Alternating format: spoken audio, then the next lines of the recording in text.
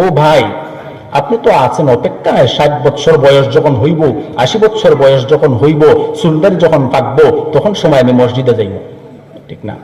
কিন্তু আপনি কি জানেন, এই যে আপনার চেহারার মধ্যে আল্লাহ তাআলা কি সুন্দর দাড়ি দিয়ে দিচ্ছেন, এই দাড়িটা কি কালার? কালো কালার। মাথার চুলটা কি কালার? কালো। অনেকের আছে না সাদা? এই যে আমার মুরব্বী বাবারা বইয়া দিচ্ছে, তারা দাড়ির কালার কি, চুলের কালার কি, সাদা। অনেকের আছে এই যে দেখেন, আমরা চামড়াটা এখন টাইট, এই যে মুরব্বী চাচারের চামড়াটা কি, ডিল।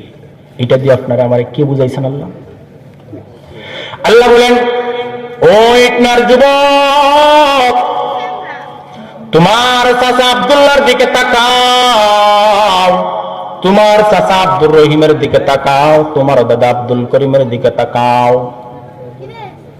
তোমার দাদারও কিন্তু এরকম কালো চুল ছিল রে, তোমার দাদারও কিন্তু এরকম কালো দাড়ি ছিল। আমি আল্লাহ তোমার দাদার কালো চুলটাকে সাদা বানাইয়া দিলাম। ও মুরব্বী বাবারাম, চুল দাড়ি সাদা হয়ে গেছেন, এইটা ভাববেন না যে পেকে গেছে, পেকে গেছে। আমার আল্লাহ আপনাকে ইঙ্গিত দিয়ে দিচ্ছেন, ও ইটনার আব্দুর রহমান, তোমার একটা চুল সাদা হয়ে গেছে রে, তোমার দাড়িটা সাদা হয়ে গেছে। ও আব্দুর রহমান, তোমার বডির থেকে একটা অঙ্গের মৃত্যু হয়ে গেছে। ও আব্দুল করিম, তোমার হাতের চামড়াটাকে আমি টাইট করে দিছিলাম, আজ দেখো তোমার চামড়াটা ঢিলা হয়ে গেছে রে। তোমার নাতি নাতনিরা তোমার হাতের চামড়া ধরে টানে। ও আব্দুল করিম, তুমি মনে করো না তোমার চামড়াটাকে আমি শুধু ঢিলা করে দিছি, আমি আল্লাহ তোমার আরেকটা অঙ্গর মৃত্যু ঘটাইয়া দিছি। ওইটার যুবক, তুমি তাকাইয়া দেখো, তোমার বাবা ছিল দুনিয়ায়, তোমার চাচা ছিল দুনিয়ায়, তোমার দাদা ছিল দুনিয়ায়।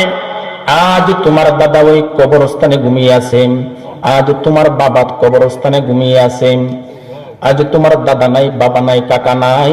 ও যুবক, তুমি কি একবার চিন্তা করছো তোমারও যে অন্ধকার কবরে যাওয়া লাগবে?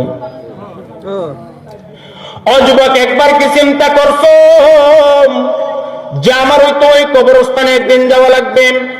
আমার দাদার যেমন মাথার চুলটা কালো ছিল, ওই কালো চুলটাকে আল্লাহ সাদা বানিয়ে দিয়েছেন। আমার বাবার কালো দাড়ি ছিল, ওই কালো দাড়িটাকে আমার আল্লাহ সাদা করে দিয়েছেন। এইরকম দশা তো আমার হইব।